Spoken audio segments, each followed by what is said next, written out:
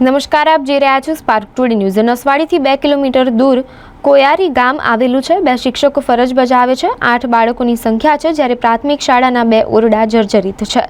આ ઓરડા પ્લાસ્ટિકની પ્લેટ લગાવીને દિવાલો બનાવવામાં આવેલી છે, તેમજ છત ઉપર પતરા મારવામાં આવેલા છે, જ્યારે ફ્લોરિંગ તૂટી ગયેલ છે।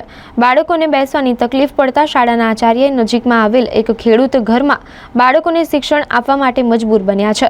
જ્યારે આ શાળામાં અગાઉ 20 થી 25 બાળકોની સંખ્યા રહેતી હતી, પરંતુ શાળાનું મકાન સારું ન હોવાથી વાલીઓ નસવાડી ખાતે બાળકોને અભ્યાસ માટે મોકલે છે, જ્યારે પ્રાથમિક શાળાએ શિક્ષણનું પ્રથમ પગથિયું છે। આદિવાસી વિસ્તારમાં ગરીબીનું પ્રમાણ વધારે હોવાથી આદિવાસી સમાજના લોકો પ્રાથમિક શાળામાં જ બાળકોને અભ્યાસ કરાવે છે, ત્યારે સરકાર આદિવાસી વિસ્તારમાં પ્રાથમિક શાળાના ઓરડા બનાવતી નથી અને જર્જરિત થાય ત્યારે ગ્રામજનોના ઘરમાં અભ્યાસ કરાવવા શિક્ષકો મજબૂર બને છે।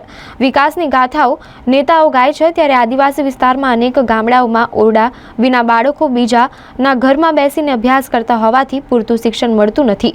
બાળકોને વાર્ષિક પરીક્ષા આપવામાં પણ મુશ્કેલી પડે છે। કાળઝાળ ગરમીમાં પંખા વિના પરીક્ષા વિદ્યાર્થીઓએ આપી હતી, ત્યારે ગુજરાત રાજ્યના શિક્ષણ વિભાગના મંત્રી આદિવાસી વિસ્તાર માટે વહેલી તકે ઓરડાઓની મંજૂરી આપે તે જરૂરી બન્યું છે।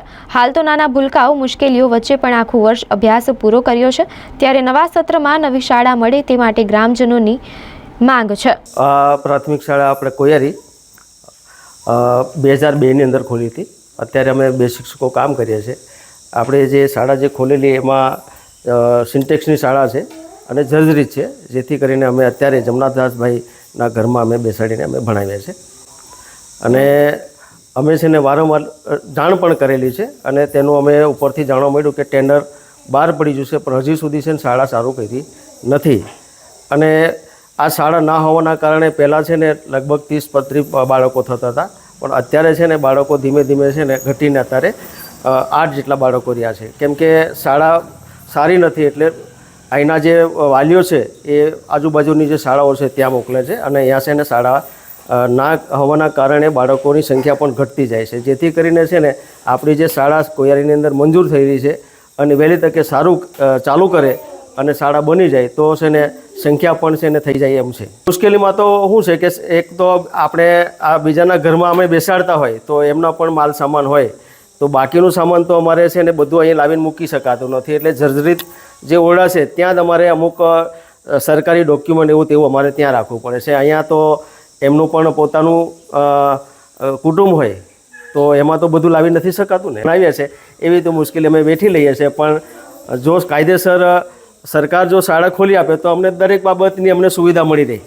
અને સરકાર જે ગ્રાન્ટ આપે છે તેને પણ યોગ્ય રીતે અમે ઉપયોગ કરી શકીએ એમ છે। આ કોયારી ગામ છે।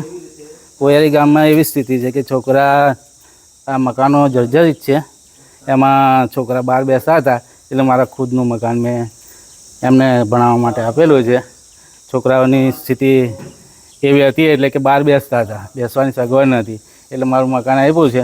અહીંયા ભણાવે છે, પણ એમ મારું ઘરવાળા સાથે બધા પરિવાર ભેગું રહે છે, એટલે એમના માટે તકલીફ પડે છે થોડી। તો સરકારને એવી વિનંતી કે વહેલી તકે આ રૂમો બનાવે એવી અમારે આશા છે ગામ લોકો। મારું નામ જમનાદાસ મણીલાલ ભીલ।